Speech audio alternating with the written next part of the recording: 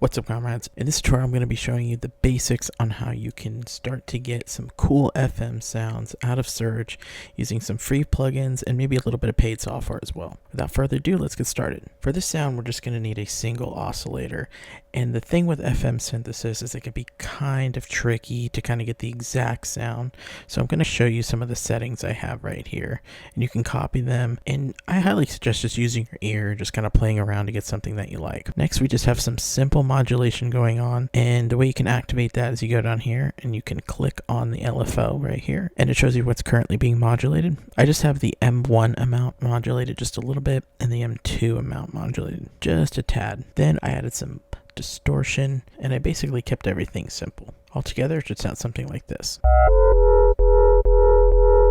Next, what you can do is you can add some saturation or some other distortion to beef up the sound a little bit. I use the Szechuan Saturator. It's a free plugin. I highly suggest it, but you can use whatever you like. Here's what it sounds like with it on.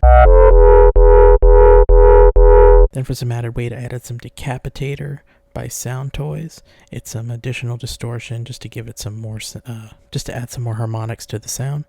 And altogether, it sounds like this.